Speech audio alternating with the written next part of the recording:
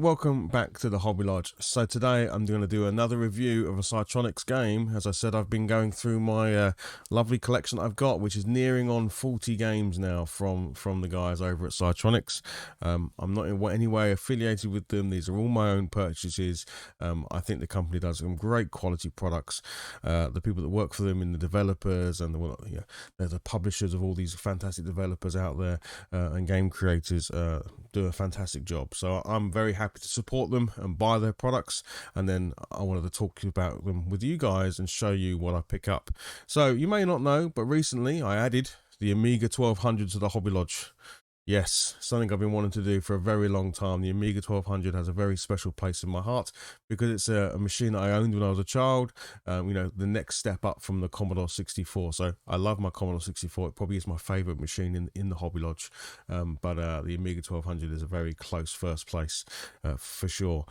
So Psytronik do. It's a very limited set, and hopefully something they're going to look to sort of change in the future.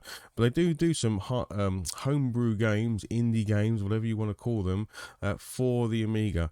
And I thought I'd show you one of those today. So the first one I'm going to show you is Rotator. There we go. Fantastic artwork again on the front cover of these. The people they have working on this stuff is awesome. But yes, Rotator for the Amiga. This will run on an Amiga 500, 600 and 1200, so no matter which one you've got, you'll be able to run this game. I'll quickly show you inside the case, as I always do. Let me take out this. One little quick thing, I thought this is worth mentioning. So I've got a bit of a froggy throat today. Not that you need to know that, but that's what I've got. This actually came broken when I ordered the game. The case was snapped on the side, but contacted the guys.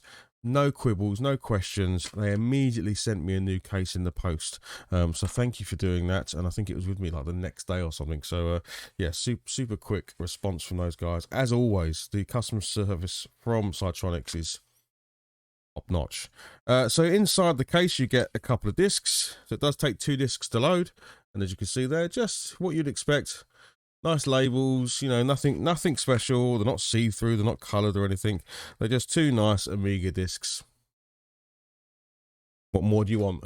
You've then got a lovely little manual, because that's one of the things they do. So they create lovely little manuals for them. So nice little glossy manual there. Again, fantastic artwork. This looks really cool, really vibrant, lovely colours. Just talks you through how to run the game. You can indeed install it if you wish as well. There is, if you have a hard drive like I do in my Amiga, I could choose to install this. That may be something I look at doing, actually. I've not tried doing that yet, so that's something I might have a go at. But otherwise, it just talks you through how to play the game. And essentially, I mean, you'll see in the gameplay in a minute, but essentially you are this kind of rotating little spaceship. It's a puzzle platformer, right? And it's a bit of a skills-based puzzle platformer where you have to bounce and rotate and maneuver your ship through these levels, collecting the little collectibles in the level. Some words there. To then activate the exit. And once you've activated the exit, you can then leave the level and go to the next level. Really cool. And it's also time-based as well, because if you're not quick enough, the level starts to fill up with this kind of red ooze that will eventually kill you. So yeah, there's the manual, and then obviously the card inlay, which is also always very good about the game.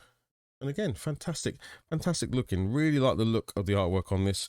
I mean, I'll give some shout outs to some people on here. You've got Timothy and John Gilbert, who did the design, the concept, the program and the music. Level design by Timothy Gilbert and Sean Waters. Play testing by Shay Waters, Daniel Smith and Neil Gilbert. Cover artwork by Trevor Similia Story. And Trevor actually comes into my live streams sometimes when I'm playing these games. So I'm going to say a special thank you to him for doing that, and I think some of the other Psytronik guys have as well. Jason McKenzie for the packaging and all those other elements, and obviously they're published by Psytronik games. So yeah, thank you for that. Right, I'm going to jump to some gameplay. Now, this gameplay is actually from a live stream I did, so I hope you forgive me. It's not live play so it's not gameplay as in me doing it right this second, but I actually live streamed this game on one of my Monday Night Retros, where I focused on the Amiga. So I'm going to cut to a little section of that so you can see what the gameplay likes, and then I'll come back. Rotator.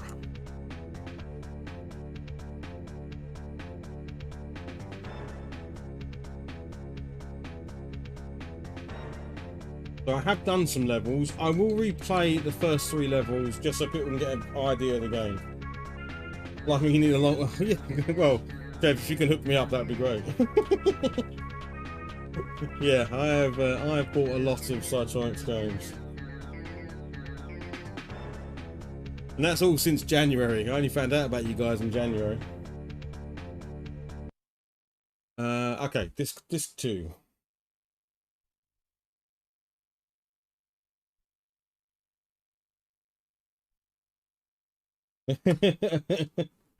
Well, now the geezer, that would require me to be popular.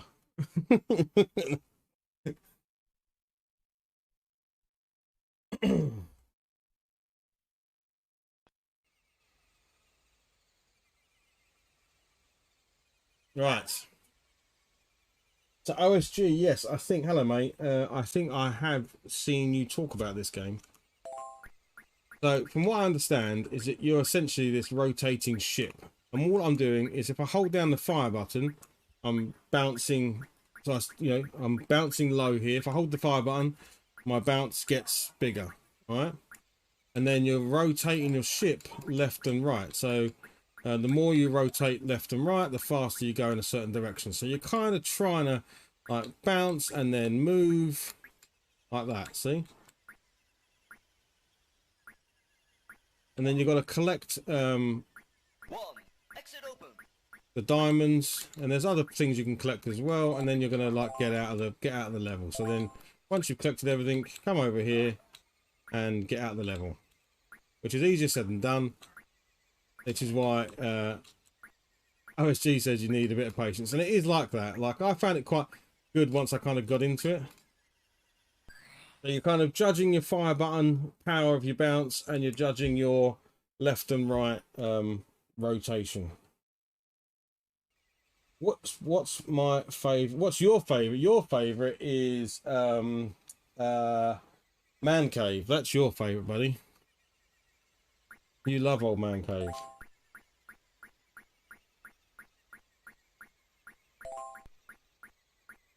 So here, I'm going to bounce up here. I want to kind of get up here. Collect all these things.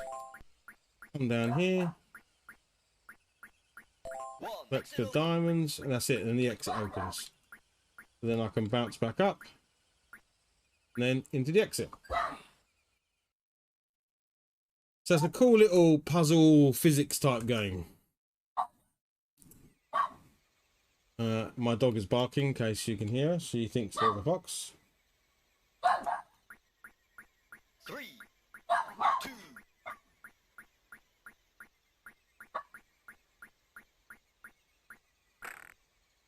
Yeah, so this one has got there we go. So I want to kind of get on the end there and then bounce up. Dusty. There we go. Oh, don't lose it, don't lose it. 1. Exit open. There you go, exit's open, so then we can get out. Oh, or I can fall all the way back down to the bottom again. There we go.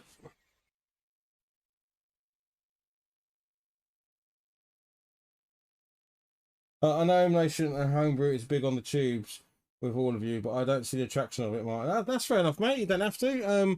For me, it's breathing new life into these machines. So I love the Commodore 64 and I love the Amiga. And the Homebrew games on the Commodore 64 are like pushing it to its next level. Like, the games on there are easily some of the best games on the Commodore 64. So yes, you can play games for the nostalgia of them, but also it's really nice to see what could have been for the Commodore 64. You know, if they'd kept developing, kept making games. So that's why I really like them. And because I love the Amiga and the Commodore 64 so much, I'm happy to play modern games in the style of the Commodore 64. So yeah, the graphics to me look amazing. So that's but again, it's not for everyone, right? There are some amazing homebrew games.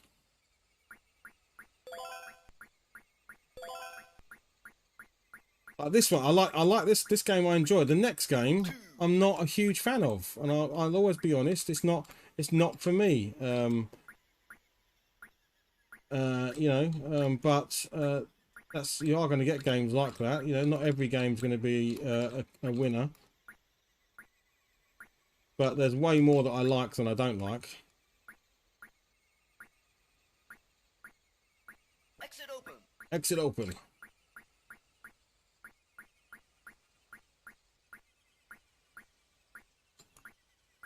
Come on, get in the blimmin' exit.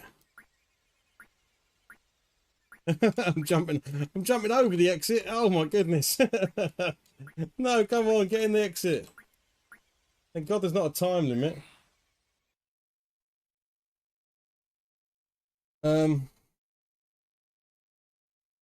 Oh, that's right. You've logged off from work. Good stuff. Oh, I've missed out on some. I've missed some messages. I've missed some messages. There's loads of messages going on. I need like a bigger chat window. That's what I need.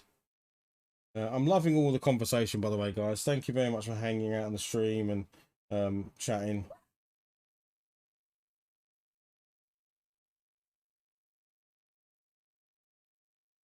Hate games where you have to bounce. Well, then you are not going to like this game, Tim. So, for me, emulation serves a purpose. Some games are completely unattainable for me. Yes, exactly. Yeah, that's when. Yeah, absolutely. I'm all for emulation, because you shouldn't have to pay £1,000 to play a game, unless you really, really want to own it. I have to come to the realization that I'm probably not going to own too many physical games for the Amiga, because they are also very flaky, and it's what I do want to own, a big collection for Amiga. I want to own my Commodore 64. That's what my collection's going to be now. My collection's going to be Super Nintendo, Amiga, and Commodore 64. The rest of it I will either keep as is or move it on to people that actually want it, because I now have had that realization. This is what I love. This for me is the collection. Uh,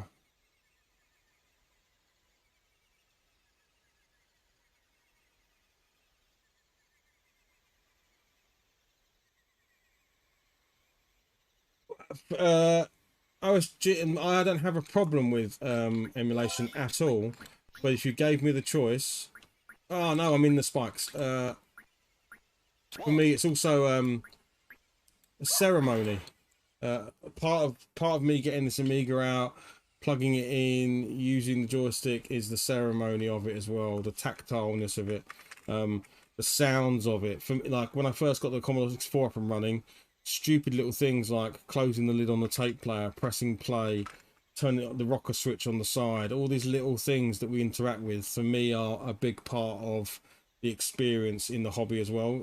So like with the Amiga, I literally can't help myself. My hand caresses this thing like it shouldn't do, but it does, because it's such a cool, to me it's such a cool thing. I'm so happy I've got it, and it's immaculate and lovely, and it's a big part of it for me. So but I would also emulate anything I need to emulate, because there's no way I'm not going to not play a game if I want to play it. So yeah, emulation is a really cool thing, but I can't see myself ever now getting the Amiga 500 Mini out. Why would I? Oh, no, come on. No. Oh, darn. This is a tricky one just for that.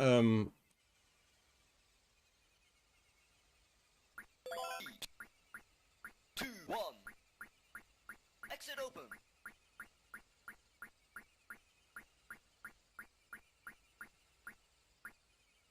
There we go.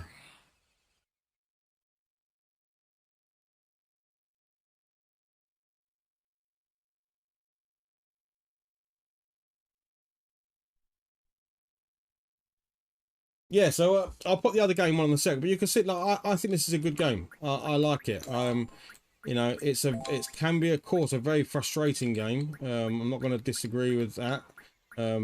But it's one of those games that if you persevere with it, I think it's actually a really nice little game.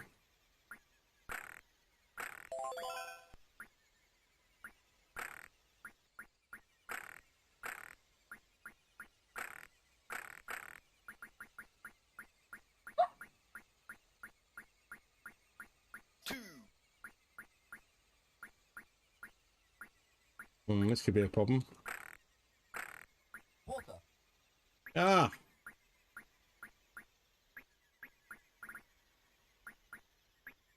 I'm gonna run out of bricks to jump up on. This is gonna be a problem. I need to not fall down. Don't fall down.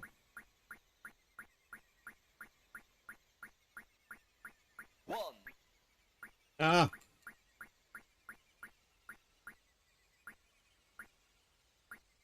I've got no hope of going up there now, so yeah. So that one you'd have to reset the level because I can't get back up there to get that last diamond, which is a real pain. Oh, look, and then the floor is filling up, so welcome back. Okay, so you were just watching gameplay from a live stream I did a few nights ago of Rotator on the Amiga, and I hope you enjoyed it. I hope you liked the look of it. I mean, my god, does it look like an Amiga game, right? It's got those kind of classic sprites and icons and colors and just look and feel of an Amiga game. They're almost unmistakable from any other system. So yeah, and hopefully you thought it was good. I found it to be one of those games you just want to keep having to try it. Yes, it can be frustrating. Yes, it can be very difficult, but actually, you know, you'll get good at. Like you've got to play and practice at it. So yeah, and a nice little concept, not something I'd seen done before. I'm sure it probably has been, because sometimes the Psytronik games are taking an existing idea and building upon them. So I'm sure maybe there is a game out there that's similar to this, but not one that I've come across. But yeah, I really enjoyed it. So it's something I'm going to go back and play again. So yeah, you know, ultimately that's the video, right? That was Rotator from Psytronik games on the Amiga, available to play on the Amiga 500 and upwards. Yeah, I don't know what else to say really. I hope you enjoyed the video. If you did, maybe give us a like. If you've not subscribed, it'd be awesome if you did subscribe to the video. We've got another 30 plus Psytronik games to go through, majority of those obviously on the Commodore 64. I'm hoping that we get more Amiga games in the homebrew scene because I'd love to play some more Amiga stuff. But yeah, that's all I've got time for. All right, I'll speak to you soon and I'll see you on the next video. Cheers everybody. Bye bye.